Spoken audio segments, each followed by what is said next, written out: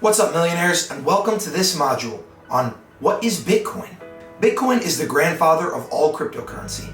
It is the first of its kind, and it still remains the general favorite of investors worldwide. Bitcoin is a digital currency which operates free of any central control or the oversight of banks or governments. Instead, it relies on peer-to-peer software and cryptography. This technology has since been adopted by tens of thousands of other projects, companies, and applications, but Bitcoin was the first of them all.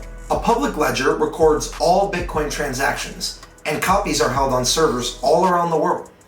Anyone with a spare computer can set up one of these servers, known as a node, and begin contributing to the maintenance of the blockchain, and mining Bitcoin as a reward. Consensus on who owns which coins is reached cryptographically across these nodes, rather than relying on a central source of trust like a bank. This makes Bitcoin much more secure and much more privatized than conventional banking. Every single transaction on the Bitcoin blockchain is publicly broadcast to the network and shared from node to node.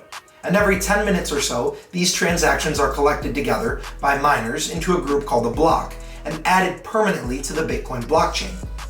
Now this is the definitive account book of Bitcoin, called its ledger. In much the same way you would keep traditional coins in a physical wallet, cryptocurrencies are held in digital wallets and can be accessed from client software or a range of online and hardware tools, needing only the appropriate keys or passwords.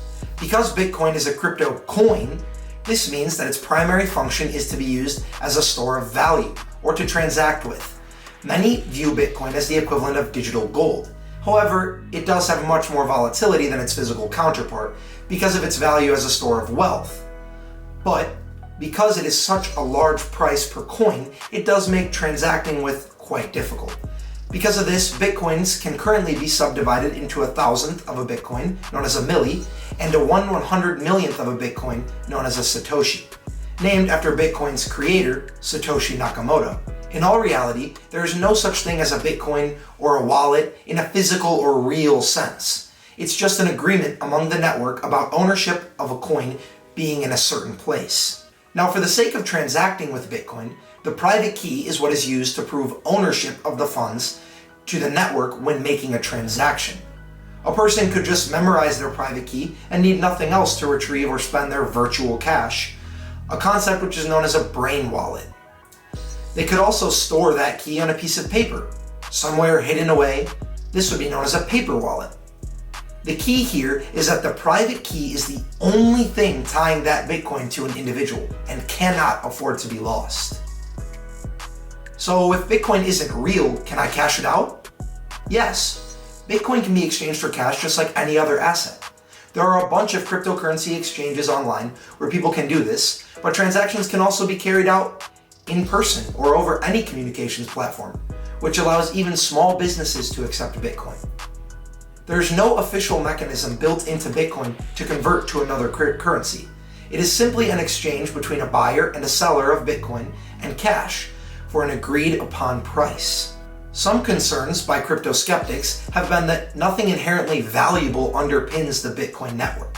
But it should be reminded that this is true for many of the world's most stable national currencies, since leaving the gold standard, such as the US dollar and the UK pound. The value of those currencies is simply determined by what someone is willing to exchange it for with another person. Bitcoin was originally created as a way for people to send money over the internet. The idea was that the digital currency could provide an alternative payment system that would operate free of central control, but otherwise be used just like traditional fiat currencies. Bitcoin offered a faster and more secure set of transactions while maintaining privacy and cutting out the middleman. It was the perfect solution. It is also important to note that there is a finite amount of Bitcoin in existence, 21 million to be exact, and that number is decreasing daily as Bitcoin is lost incidentally by misplacing keys or mistyping addresses when sending.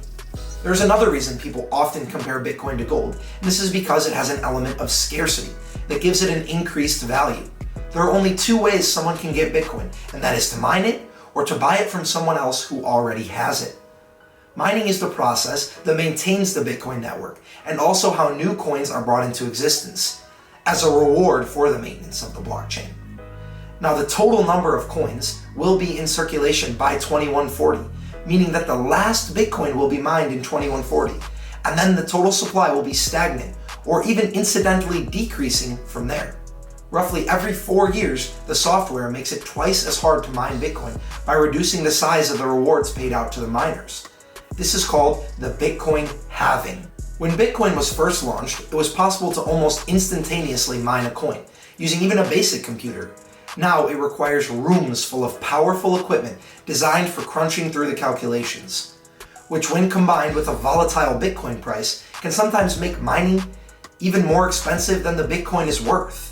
Finally, it's necessary that we cover how Bitcoin came to be. In 2008, the domain name bitcoin.org was bought and an academic white paper titled Bitcoin, a peer-to-peer electronic cash system, was uploaded. It set out the theory and design of a system for a digital currency free of any control from a government or organization of any kind.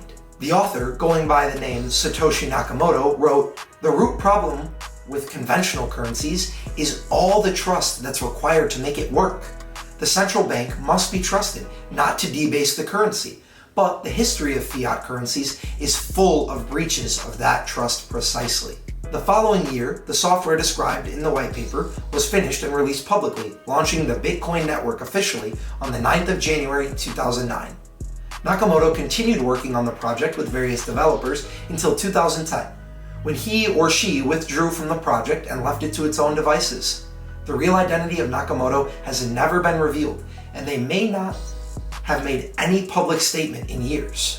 Now, join us in the next module as we dive into Bitcoin's younger brother, Ethereum.